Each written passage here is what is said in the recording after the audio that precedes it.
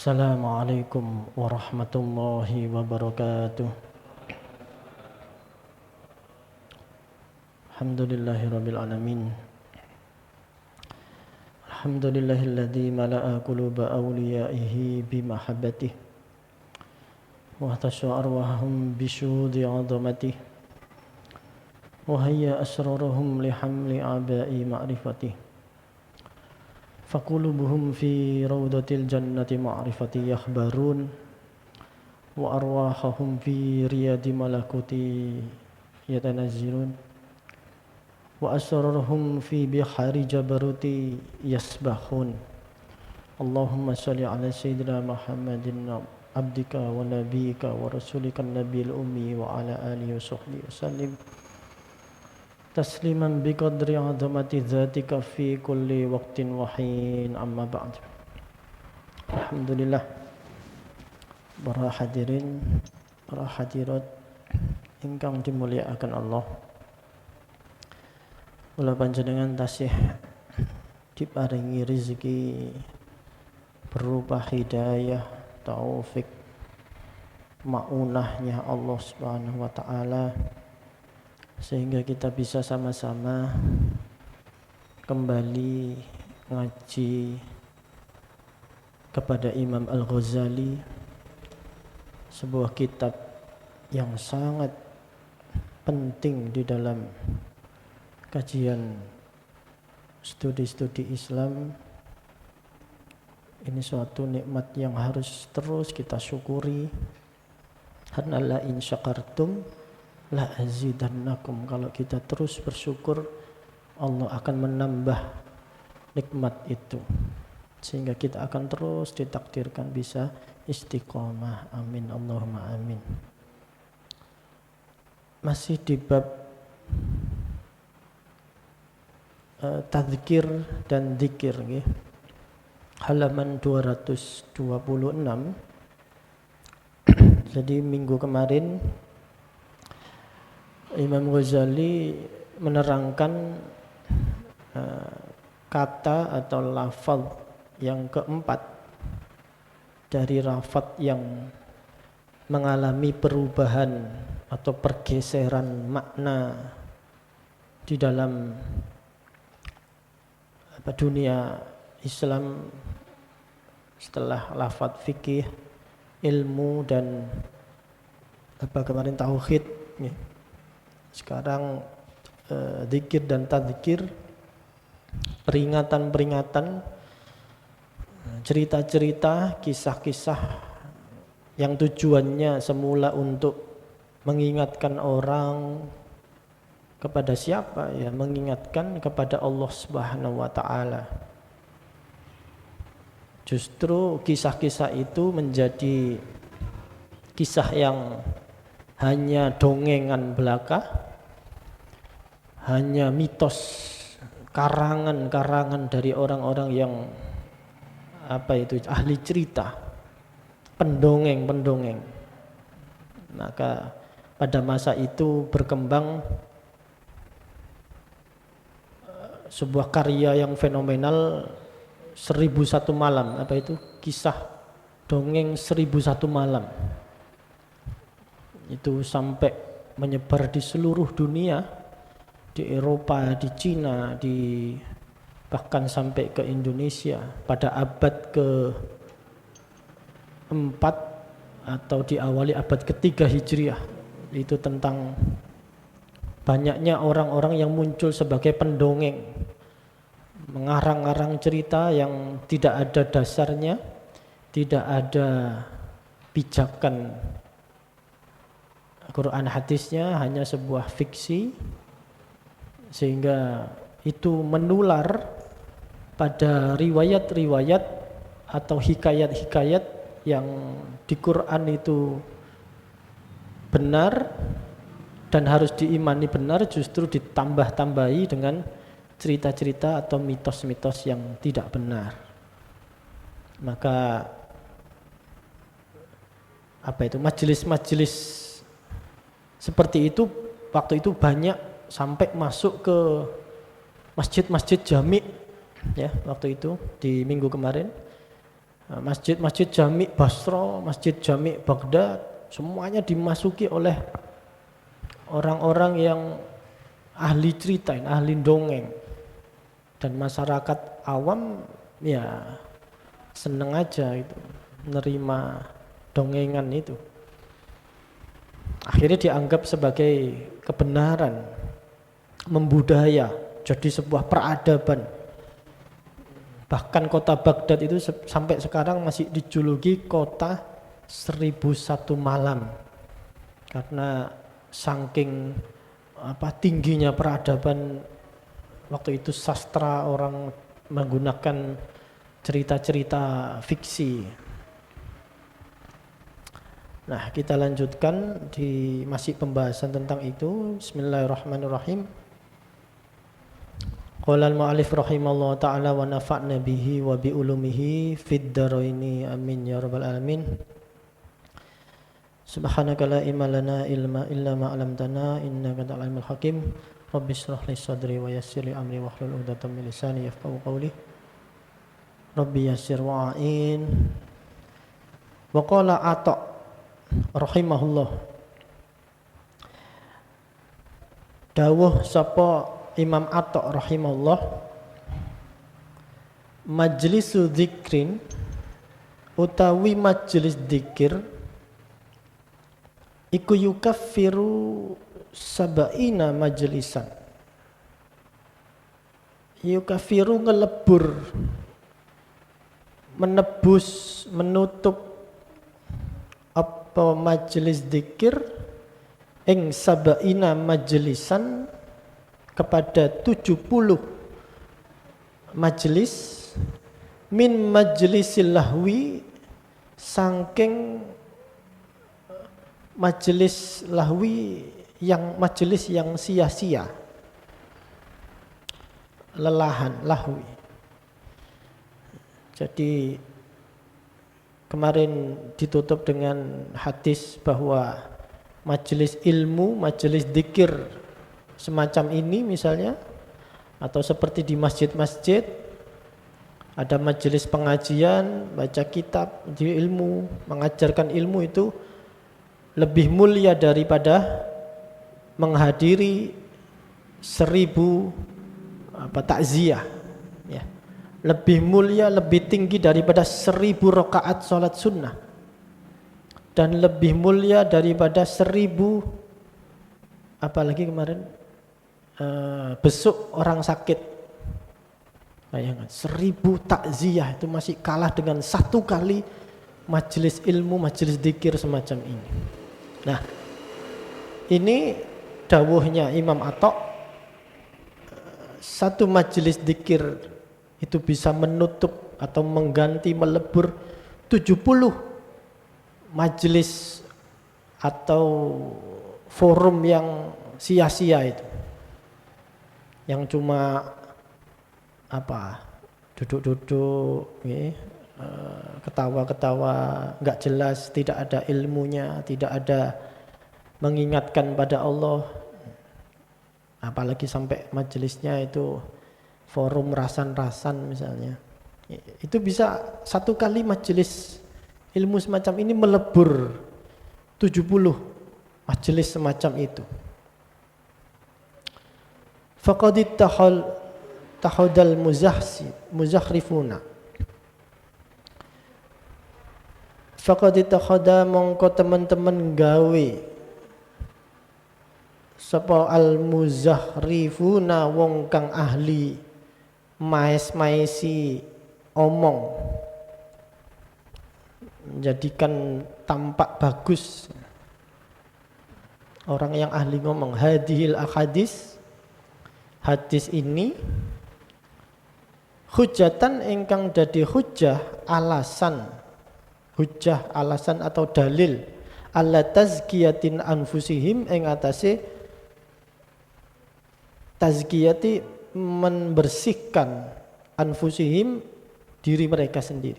Apa pira-pira awake muzakhrifun, mereka menggunakan hadis ini, hadis-hadis tentang majelis dzikir itu sebagai kedoknya mereka seolah-olah dapat pembenaran bahwa forum cerita-cerita dongeng itu dapat dipertanggungjawabkan. Padahal kata Imam Ghazali jauh sekali perbedaannya. Wa naqulu lan podo nukil apa niku mengambil alih ismat tadzkiri ing isim atau asma tadzkir, orang-orang yang membolak-balikkan kata-kata itu tadi, mengambil isim tadzkir ila khurufatihim marang omong kosonge muzakhrifun. Wadahalu lan padha lali sapa muzarifun antoriki dzikr saking dalane zikir al-mahmudi kang terpuji.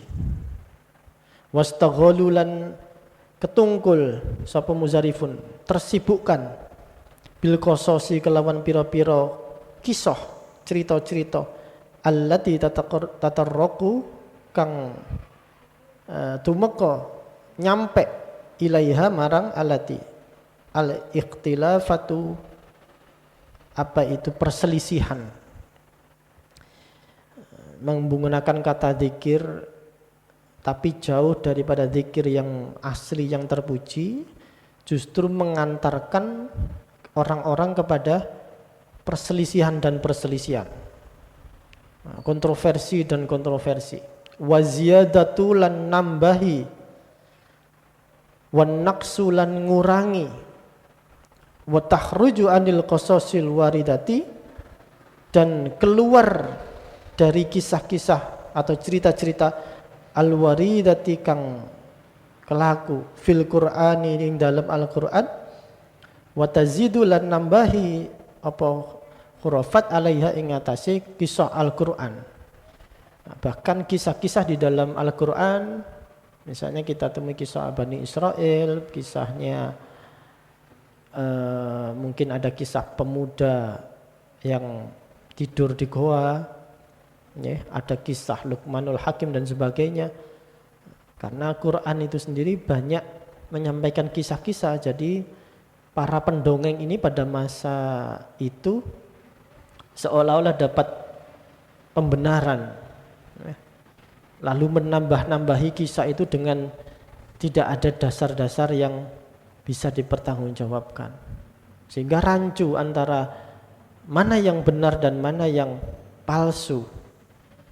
Ada yang ditambahi, ada yang dikurangi. Fa inna minal qasasi, mongko setuhune iku setengah atau sebagian saking kisah-kisah atau cerita-cerita, ma yanfa'u sama'uhu, ana barang kang manfaat ya apa ngrungu sapa ma, wa min halan iku setengah atau sebagian saking kisah mayadurru iku barang utawi barang kang mudoroti melarati apa mah. Wa in kana sidqan, senajan kisah-kisah itu benar, meskipun cerita itu benar, tapi karena ada penambahan-penambahan, ya itu sudah, misalnya kisah Bani Israel, siapa Nabi Yusuf dan sebagainya, itu tapi ditambah-tambahi dengan bumbu-bumbu mitos dan sebagainya. Ya kisah Nabi Yusufnya mungkin benar, tapi tambahannya dan ada pengurangannya, ini kan sudah manipulatif. Wa man fataha lan utawi sapa wong fataha ikum buka zalikal baba kepada bab itu tadi ala nafsihi ing atase awak dhewe man, ikhtalatu alaihi sidqu, mongko campur, ikhtalatu campur, mukhallid alaihi ing atase man as-sidqu apa kebenaran bil kadbi kelawan kebohongan. Ketika orang masuk kepada perkara itu tadi, Nah, antara mencampurkan dari Quran lalu dipadukan, ditambahi, dikurangi, maka pada saat itulah sudah bercampur antara yang batil dan yang hak, apa yang benar dan mana yang bohong. Terus gak karu-karuan. Wa nafi'u lan campur apa ingkang manfaat bidori dengan hal-hal yang tidak manfaat dan bahkan mudarat. Famin hada mongko saking arah iki ikhtilat, dari arah percampuran mana yang benar dan batil ini, nahai mongko nyegah anhu sapa Rasulullah sallallahu alaihi wasallam saking kosos. Kalau dari sudut pandang ini, maka Kanjeng Nabi juga mencegah kita dari, menjauhkan kita dari orang-orang yang suka dongeng-dongeng. Walidzalika lan krana arah cara pandang itu tadi, qala dawuh Ahmad bin Hanbal rahimahullah, sapa Imam Ahmad bin Hanbal rahimahullah, ma ahwajan nas, betapa berhajatnya manusia, betapa butuhnya manusia ila kosin marang wong kang dongeng sodikin kang bener. Karena begitu banyaknya orang-orang yang mencampur adukan mana yang benar mana yang salah, sehingga umat ini membutuhkan mana sih orang pendongeng atau tukang cerita ini sing sodik yang benar itu mana. Karena saking banyaknya dulu berkembang kisah-kisah yang tidak benar itu. Ini bahayanya narasi atau cerita-cerita yang fiktif ya, penuh mitos dan sebagainya. Seperti halnya kita itu kalau mungkin sekarang kita semua mungkin baik yang di lingkungan pesantren maupun di lingkungan kampus yang ilmiah, itu kan kisah tentang Syekh Siti Jenar, itu mana cerita yang bisa dijadikan pegangan betul? Sebetulnya bagaimana sebetulnya Syekh Siti Jenar itu? Nah, sehingga karena cerita tentang Syekh Siti Jenar itu sudah bercampur-campur dengan mitos. Ada yang nambah-nambahi Syekh Siti Jenar itu dulunya cacing lah, yang ini yang itu apa meseh lemak abang, sehingga mana yang benar dan tidak ini bercampur. Masyarakat jadi tidak tahu, tertutup. Dari mana sebetulnya cerita-cerita tentang Syekh Siti Jenar itu? Apa betul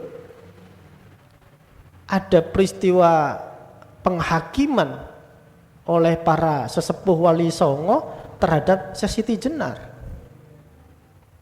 Itu juga tidak bisa dipertanggungjawabkan secara akademis, secara ilmiah. Nah, karena sudah terlanjur campur-campur dengan mitos. Orang-orang yang gak suka tasawuf, gak suka sufi, dianggaplah Syekh Siti Jenar itu dalam tanda kutip di Abu Mansur Al-Hallaj kan gitu. Dianggap seperti Al-Hallaj. Maka seperti sebuah hadis itu ada tingkatannya kan, ada hasan, sahih, hasan, ada dhaif dan sebagainya. Maka cerita-cerita itu juga tergantung siapa rawinya, siapa yang meriwayatkan. Kan begitu. Rawinya cacat sedikit saja, pernah bohong kan, cerita itu menjadi kabur. Nah, yang asalnya memang itu betul-betul dawuhnya Kanjeng Nabi, tapi karena salah satu rawinya ini pernah ya katakanlah melakukan hal-hal yang tidak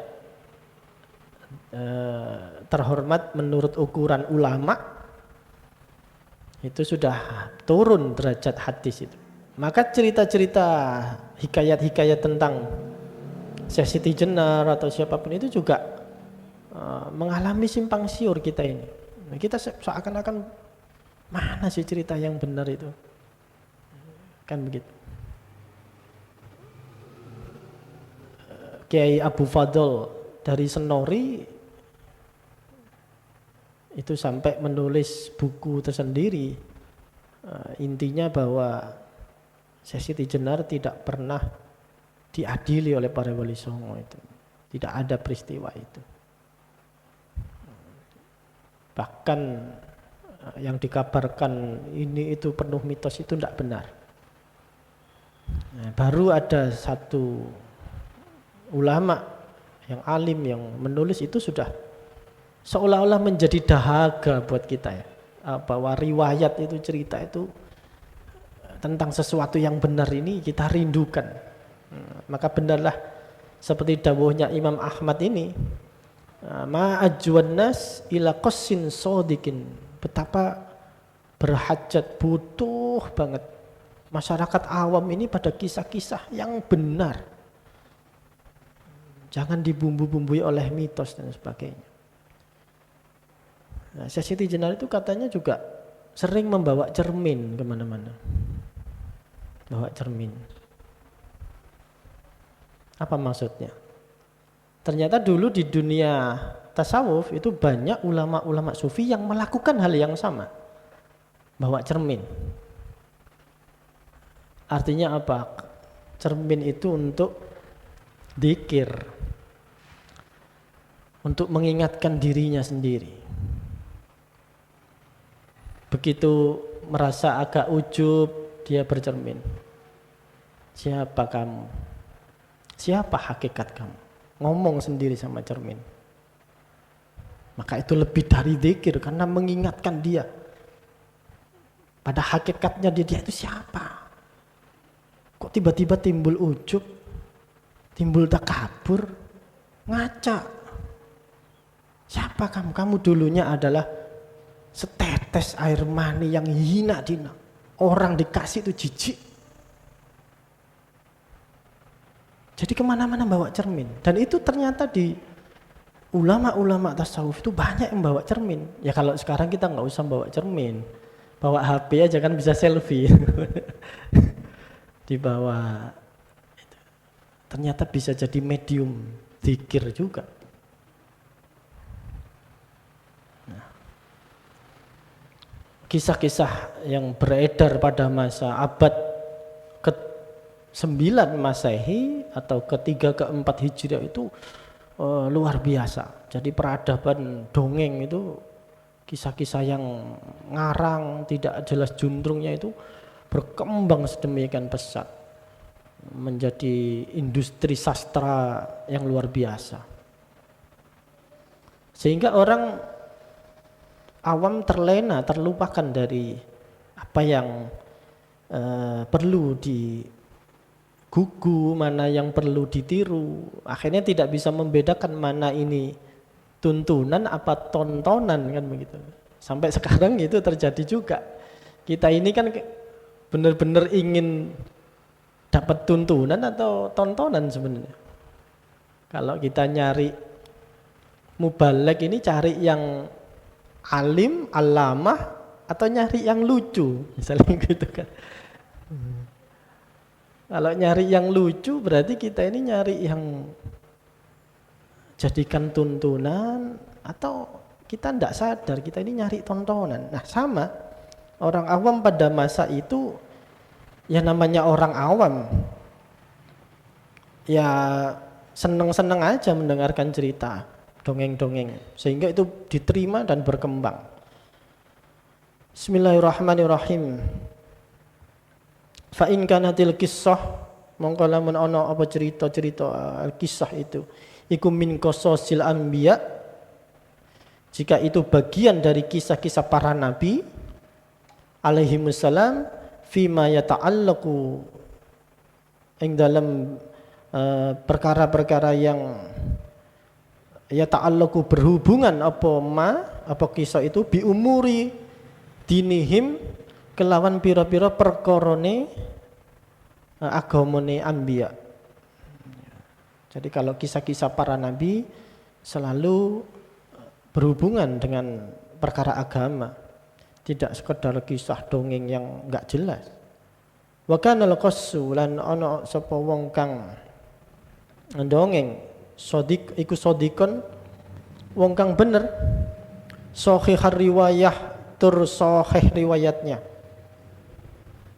Falastu mongko ora ana sapa ingsun iku bihi baksan ningali ingsun kelawan ing dosa. Kalau kisah-kisahnya para nabi ya ndak ada dosa. Bagus, justru untuk itulah yang sebenarnya tadzkir, untuk mengingatkan. Falyahdari mongko becik wedi sapa al-qassu al-kidba ing goro wa hikayati lan ceritane ahwalin tumi'u pira-pira tingkah kang awe isyara apa hikayah ila hafawatin marang pira-pira kesalahan au musahalatin utawi apa kegampangnya omong kosong yaksuru kang nyegah fahmul awam apa pemahaman nih orang-orang awam andarki ma'aniha saking nemu pira-pira maknane hikayat au an kauniha utawa saking apa anane atau hikayatnya, hakikat hikayat itu sendiri maknanya maupun ceritanya itu sendiri bagaimana iku hafwatan luput nadiratan terjadi kesalahan yang nadirotan jarang langka tumiboni murdafatan kang dianut bitakfiratin kelawan pira-pira perkara kang lebur mudadarokatin kang den susuli bihasanatin kelawan pira-pira kebagusan tugoti kang nutupi apa hasanah alaiha ing atase hafwah. Jadi orang awam tidak tahu mana yang sebetulnya itu hanya omong kosong tapi ditutupi dengan kisah-kisah ada nukil-nukil omongan yang benar untuk menutupi kesalahan ataupun yang tidak ada makna, tidak ada hubungannya dari kisah itu. Fa innal ammi mongko setuhune wong kang awam, wong kang bodho iku yak tasimu cekelan sapa am bidzalika kelawan mengkono-mengkono tutupan kesalahan iku fi musahalatihi ing dalem oleh musahalatihi kegampang am ya. Gampange orang-orang awam karena teledor wahafwatihi lan kesalahane orang awam wa yumahidu li nafsihi lan gawe dasar sapa orang awam li nafsihi marang awake dhewe udhron fihi ing alasan ing dalam kesalahan. Orang awam kan begitu gampang kalau misalnya tahu-tahu loh iku salah misalnya. Ya aku kan gak ngerti. Aku dhewe kan awam, Bos, ngono misalnya. Kan kalau misalnya begitu kalau di share-sharean grup WA kan tahu-tahu itu hoax misalnya. Terus, itu hoax. Wah iya gak ngerti aku Bos. Nah makanya kalau gak ngerti jangan gampang-gampang nge-share. Nge-share itu gampang, mencet 2 detik selesai. Tapi menghapusnya dampaknya itu kan luar biasa. Nah orang awam kan begitu gampang. Oh, aku gak ngerti. Gampang sekali. Padahal dampaknya sudah menyebar dan tidak tahu sampai kapan itu sudah dikadung mancep di otaknya orang lain. Wa yahtajulan gawe hujjah sapa am bi annahu kelawan setuhune kisah iku haka kaita wa kaita. Itu cerita kisah yang begini dan begini ya. An ba'dil masyayikh saking setengah pira-pira masyayikh guru-guru wa ba'dil akabir lan sebagian atau setengah saking orang-orang yang agung yang mulia Nah itu kan yang cerita kan para masyayikh, yang cerita ulama, pejabat, umaroknya kita. Nah, mereka saja cerita diteruskan begitu ya, saya melanjutkan saja. Nah, jadi bahayanya jadi apa ini?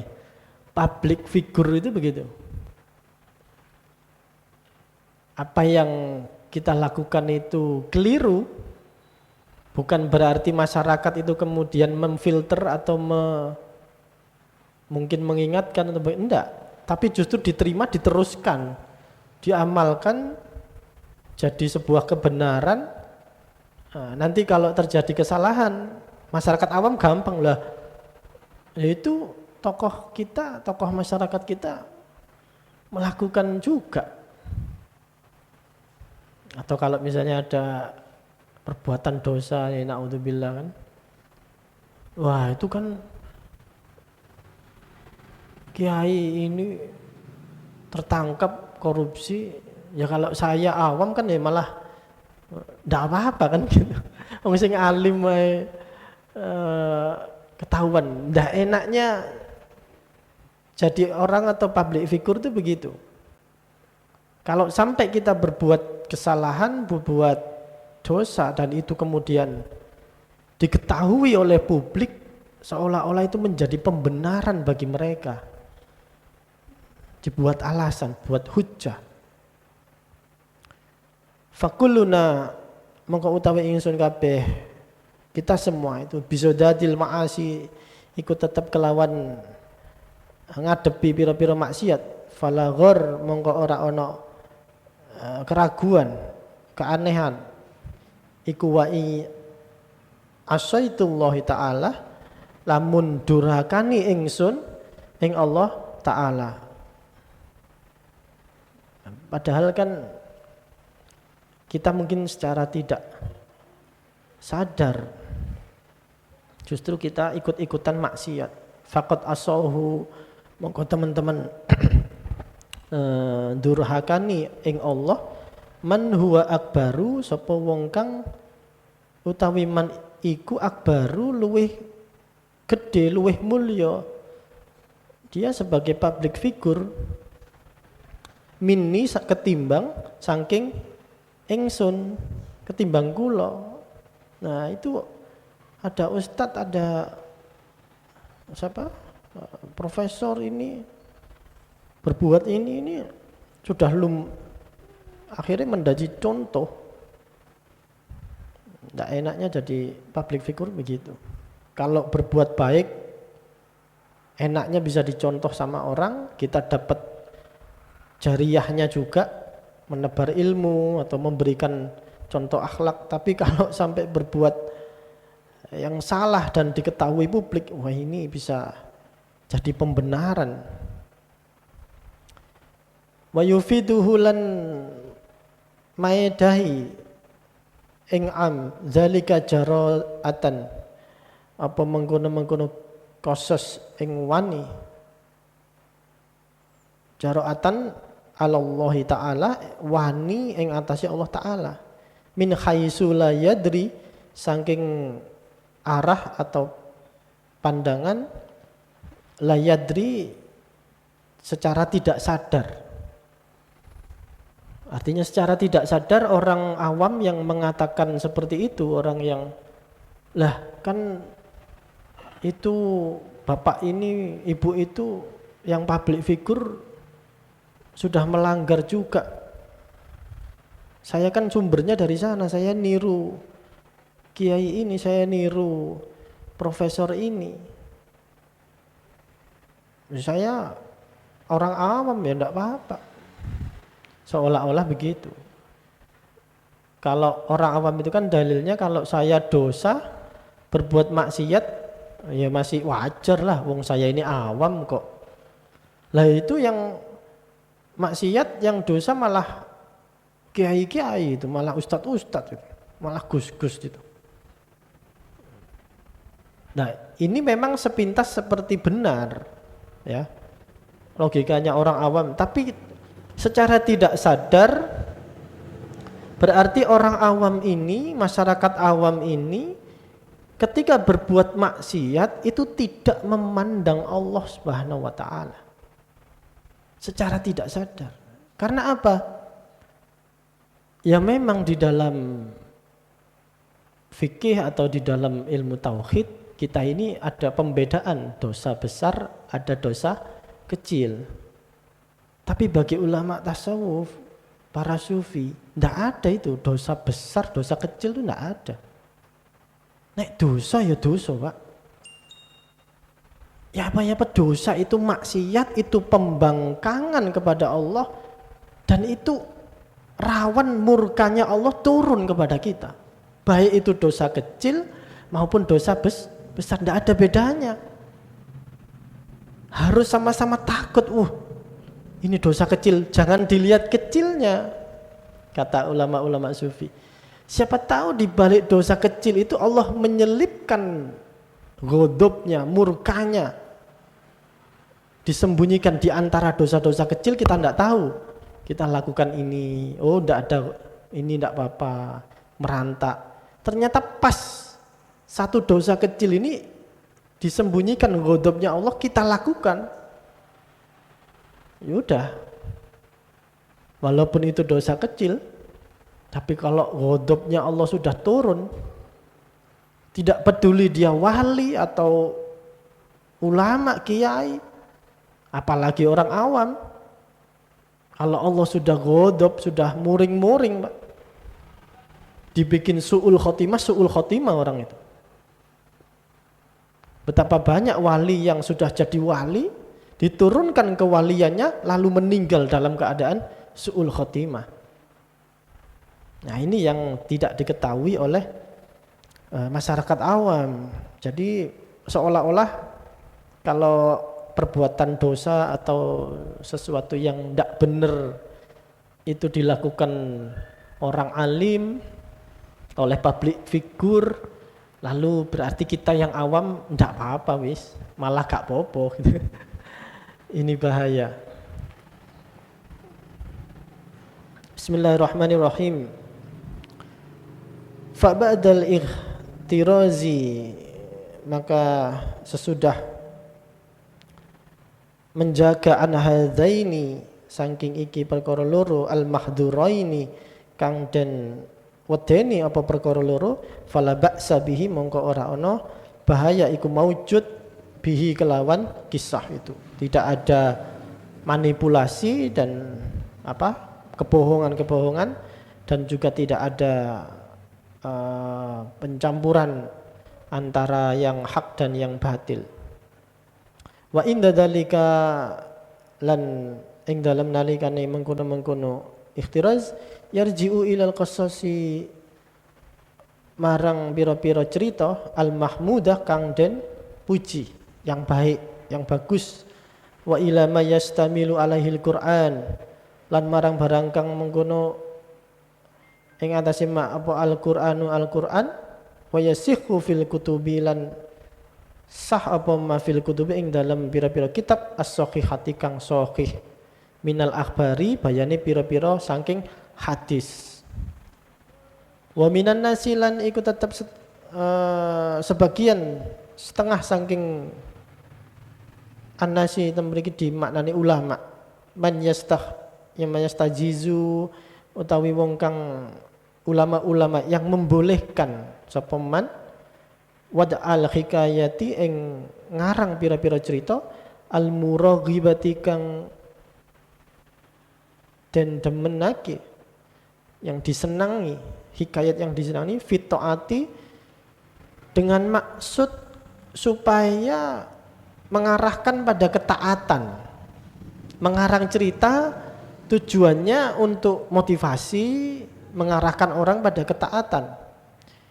Wa yazumulan nyono sapa wong awam anna qasdahu ing setuhune tujuan apa wong fiha ing dalam hikayat dakwatul khalqi, iku dakwatul khalqi ngajak makhluk ilal haq marang perkara ingkang hak. Jadi ngarang-ngarang cerita Tujuannya untuk motivasi supaya mengarahkan orang-orang kepada perkara yang hak, misalnya pada agama. Fahadi mongko utawi iki za'am, ya artinya perkara mengarang-mengarang untuk tujuan ini, min nazaghati syaitan, itu adalah setengah saking penyerobote syaitan, itu adalah jebakan-jebakan syaitan. Ketika kita sudah membolehkan kebohongan atau manipulasi itu masuk pada hal-hal kebenaran, sebetulnya itu pintu masuknya setan. Fa inna sidqi mongko setuhune iku tetep ing dalam kebenaran itu manduhatan ono kejembaran, anil kidbi saking bujuk, saking goro. Kata Imam Ghazali, karena di dalam kebenaran itu ada manduhatan, ada kelonggaran daripada kita harus milih sebuah kebohongan, cerita-cerita bohong. Artinya ada alternatif cerita yang mana yang banyak yang benar, kok ngapain kita nyari cerita-cerita yang tidak benar. Wa fiha lan iku tetep ing dalam barang dzakarallahu taala kang nutur ing masapa Allah taala wa rasuluhu sallallahu alaihi wasallam. Ghaniyatun utawi semugih anil ikhtira'i saking gawe-gawe fil wa'dhi ing dalam pitutur atau mauidhah. Allah dan Rasulnya itu sangat kaya untuk membuat cerita dari yang kebohongan, yang cerita bohong, tidak pernah. Kanjeng Nabi juga tidak pernah ngarang-ngarang cerita yang bohong. Masih banyak pilihan cerita yang bagus-bagus, yang banyak hikmahnya, banyak ibrohnya. Kenapa kok kita harus ngarang-ngarang cerita bohong atas nama kebenaran, atas nama agama? Wah, ini bahaya. Sekarang lagi ngetren atas nama agama. Atas nama agama bisa memfitnah orang, atas nama agama bisa membohongi orang, atas nama agama bisa menebarkan hoax, fitnah, bisa mencaci maki dan sebagainya. Ini adalah al-ghurur, tipu daya. Kaifa, bagaimana tidak? Waqad kuriha halai temen dan makruhake apa takalufu apa merdi-merdi as-sajai gawe sajak wa uddalan dan wilang terhitung dalika minat tasanna mengkono sajak saking ngarang-ngarang. Sajak itu seperti apa ya, kalau sekarang seperti puisi. Cuma apa itu bedanya ya? Sajak. Ada guru bahasa Indonesia mungkin di sini. Ada guru sajak sama puisi itu bedanya sebenarnya tipis ya, antara dua kata berbaris atau tidak berbaris gitu. Tapi mirip sekali sama puisi. Nah, pada masa itu peradaban Arab itu kan banyak sajak, puisi, narasi-narasi, cerita-cerita. Kemudian nanti ada syair-syair kan begitu. Sehingga peradaban Arab waktu itu ya terkenalnya orang Arab adalah tukang cerita, tukang syair, tukang membuat sajak. Qala Sa'ad bin Abi Waqqas, dawuh Sa'ad bin Abi Waqqas radhiyallahu an, niki sahabat, salah satu sahabat tokoh pilihan Sa'ad bin Abi Waqqas. Li ibnihi marang putrane Sa'ad, Umar, yaitu Umar. Jadi Umar bin Sa'ad bin Abi Waqqas. Ini kalau jenengan baca kitab tarikh, Umar bin Sa'ad ini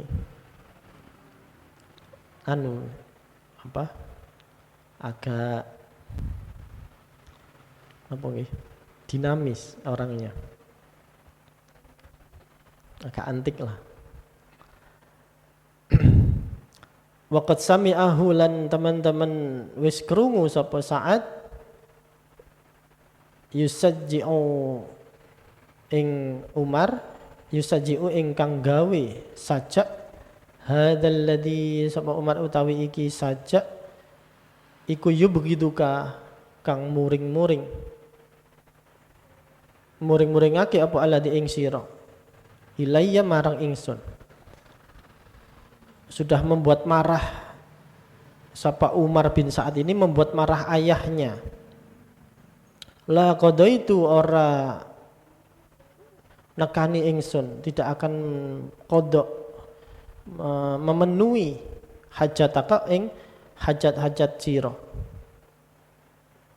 Abadan ing dalam saklawase hatta tatuba hingga taubat sira wahai Umar waqad kana ja'ahu fi hajatin lan teman-teman sapa Umar iku ja'ahu fi hajatin nekani Umar ing bapake Sa'ad ing dalam suatu hajat karena ada kebutuhan urgent lalu menemui bapaknya.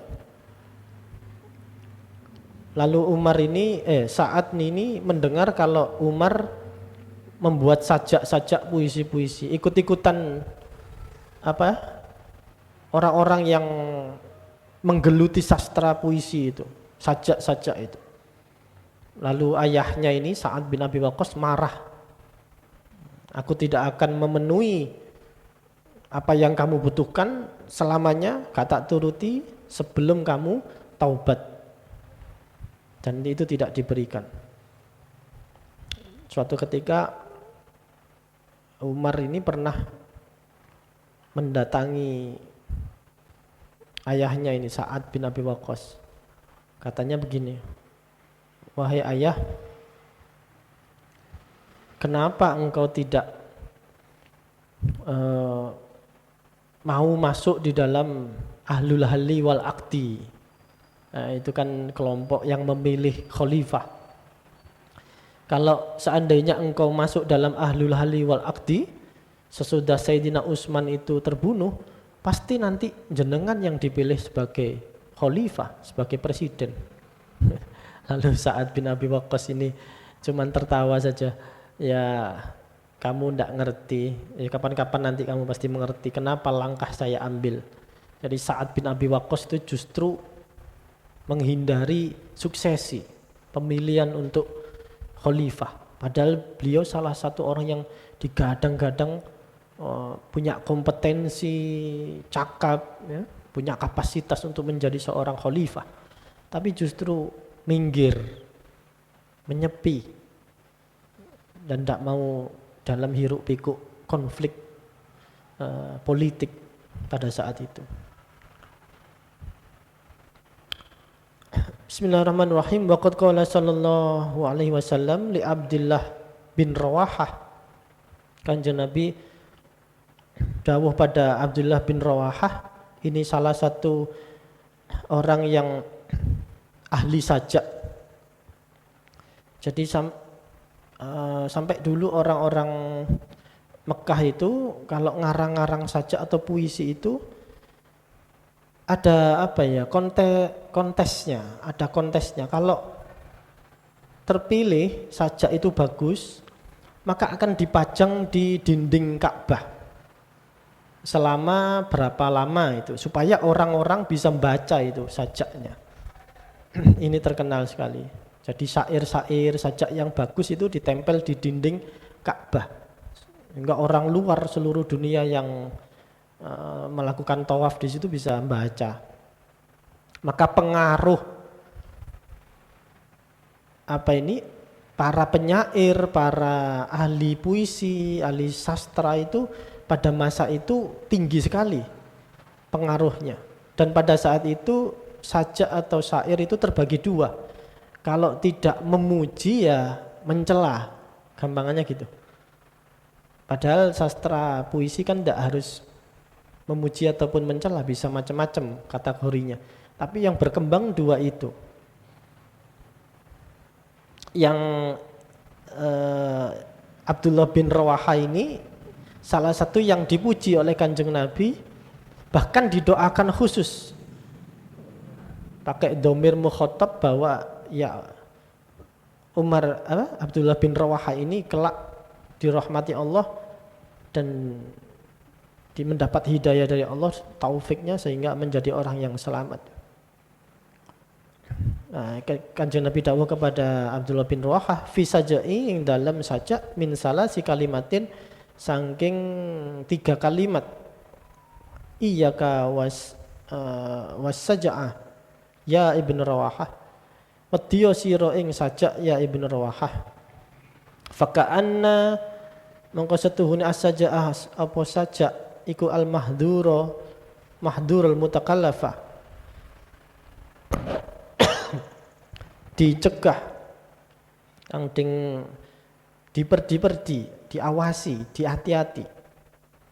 Tanggung jawab mukallaf ini kan tanggung jawabnya beban, punya kewajiban. Hati-hati loh terhadap sajak-sajak itu.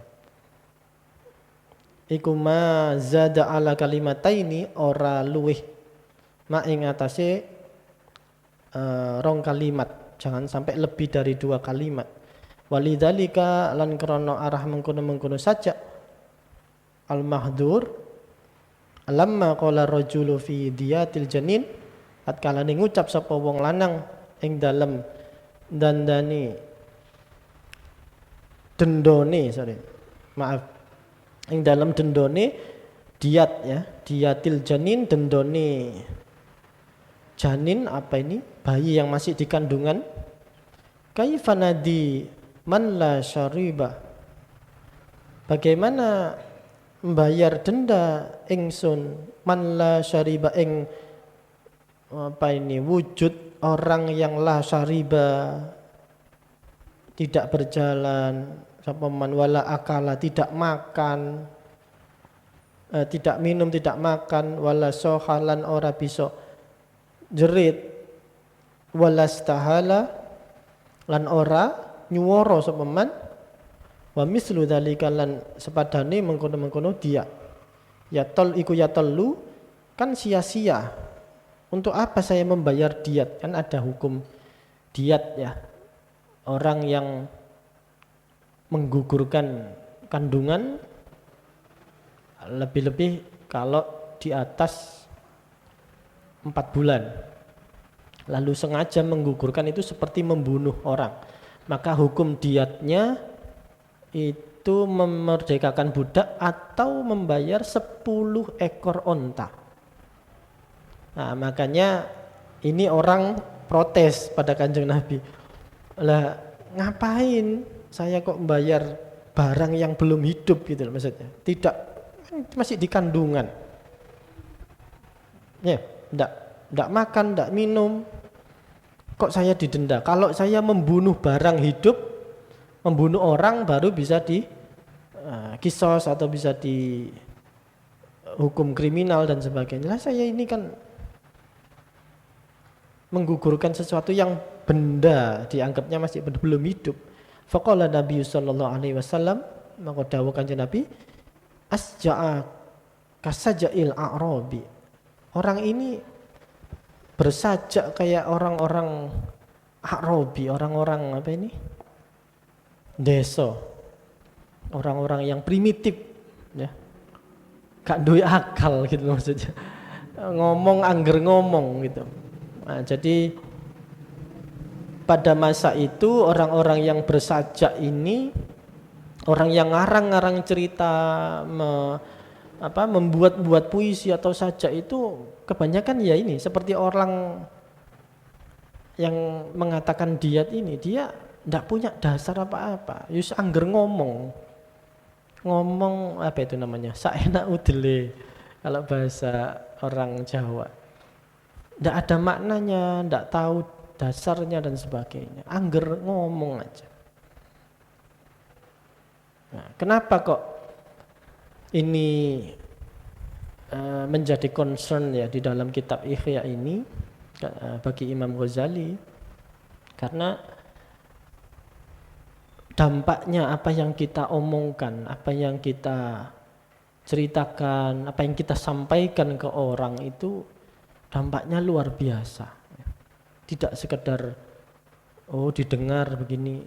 Itu kata-kata itu bisa merubah suatu peradaban, suatu masyarakat itu dengan drastis itu bisa. Bahayanya itu salah satu bahaya lidah ya, bahaya mulut kita.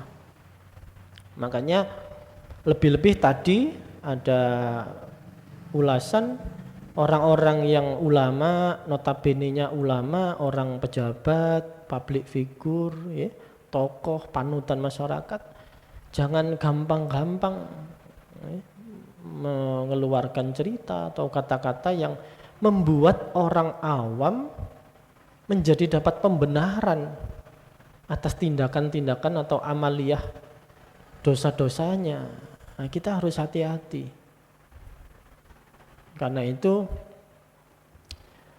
di dalam kitab Al-Hikam itu kan ada tusbiku anwarul hukama aqwalahum.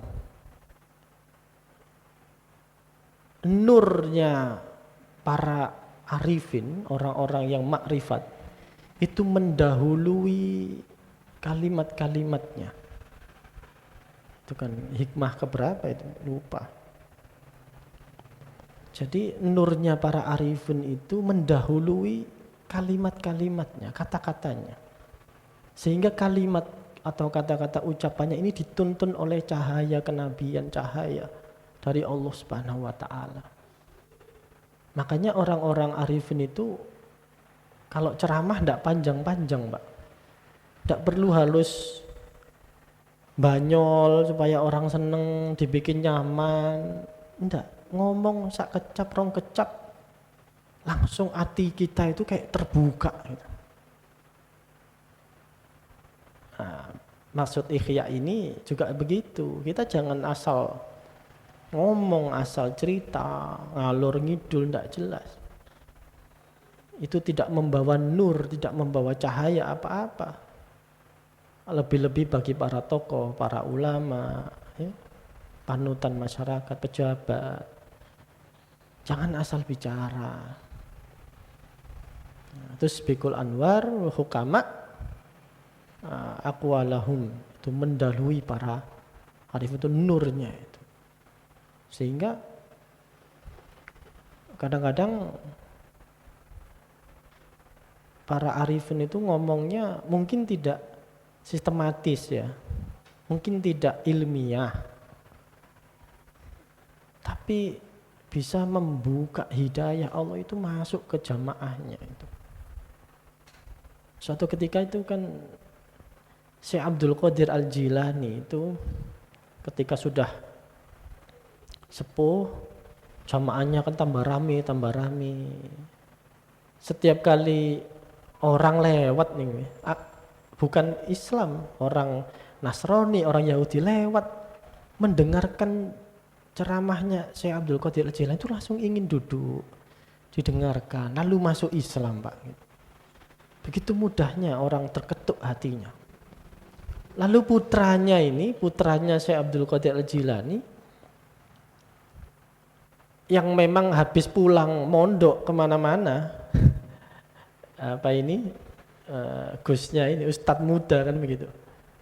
Habis lulus mondok dari berbagai tempat, lalu begini, wah, Abah ini ngajinya biasa-biasa loh.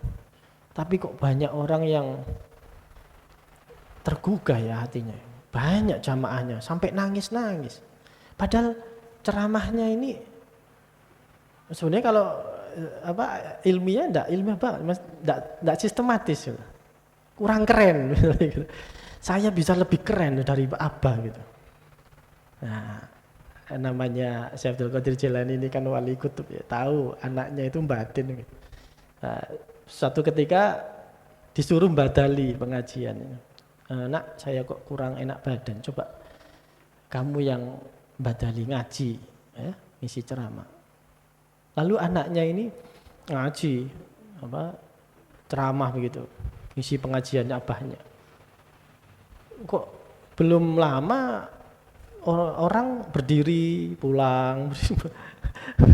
Jadi malah berkurang ini jamaahnya. Loh kok lama ya? Sampai 2 minggu baru beberapa pertemuan Syekh Abdul Qadir Jailani balik lagi. Ngisi pengajian lagi sudah sehat. Syekh Abdul Qadir Jailani baru duduk. Baru ngisi habis dibuka salam dan sebagainya.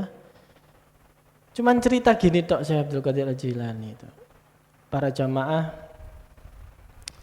saya tadi di rumah itu mau makan malam, sudah siap makanan ini. Mau saya makan, tiba-tiba ada kucing lompat dimakan makanan saya. Cerita gitu tok, itu jamaahnya itu nangis Pak semuanya, nangis semua. Loh, kaget anaknya. Loh, kok aneh sih Abah ini? Cerita kayak cerita ngarang, cerita ngawur, tapi jamaahnya itu banyak yang nangis, ya Allah. Akhirnya tanya ke abahnya kalau sudah selesai ngaji, Bah, jenengan ini rahasianya apa sih? Kok perasaan ceramah ya biasa-biasa, ya enggak terlalu yang sistematis, ilmiah, malah masih saya hadis begini, kamakolah, hadis Quran, hadis. Tapi jamaahnya ngalih, dan jenengan cerita hal sepele, cerita makan malam kok jamaahnya nangis. Maka Syekh Abdul Qadir Al-Jilani itu menyampaikan, nah bukan hidayahnya Allah itu turun, masuk ke hatinya para jamaah, para umat. Itu bukan dari kata-kata kita, bukan dari apa yang kita sampaikan. Bukan dari bagusnya dalil kita, Quran, hadis, qaul ulama, kamakola. Bukan itu. Tapi bahwa hati kita itu penuh nur, sehingga apa yang ada di hati itu sampai ke hatinya para jamaah. Apapun yang kamu katakan. Maka ketika orang menangis mendengar cerita, kucingnya makan daharannya Syekh Abdul Qadir, itu katanya itu mendengar itu langsung kebuka, inget dosanya begitu. Padahal ya cerita kucing, tapi dengan cerita itu tuh eling-eling dosane, eling pengalaman dulu pernah pahit. Kayak takbir sir rahasia Allah itu nyampe semuanya ke jamaah. Ya ini bukan berarti kita yang mau ceramah terus pokoknya asal ngomong aja lah. Ya jangan begitu. Artinya ucapan-ucapan kita juga harus didasari oleh gantungannya ya pada Allah betul. Bahwa tidak ada yang bisa memberikan hidayah, taufik ini bukan dari ceramah-ceramah di mimbar atau di forum-forum, bukan itu. Ya Engkau Allah yang bisa membuka hatinya para jamaah, Engkau yang bisa menunjukkan hidayah. Bukan yang ceramah, bukan yang ini. Semata-mata semuanya Allah. Tergantung bagaimana ceramahnya. Wa ammal asy'aru, dan utawi syair, wallahu alam bisawab. Insyaallah dilajengaken pertemuan selanjutnya. Monggo sami-sami seperti biasa kita kirimkan Fatihah sebagai bentuk irtibatul qulub, ketersambungan hati kita kepada guru-guru kita, kepada Abah Kiai Haji Masyudi Mukhtar, kepada guru-guru beliau Kiai Sobari, Kiai Tolha, sampai pada Kiai Hasyim Asy'ari, terus naik sampai pada Kiai Mahfud Termas, pada Syekh Nawawi Banten, terus naik sampai pada Sayyid Abu Bakar bin Muhammad Sato Ad-Dimyati, terus sampai pada Muhammad Al-Bakir, sampai pada Sayyidina Ali, sampai pada Kanjeng Nabi Muhammad sallallahu alaihi wasallam. Lahum jami'an al-Fatihah.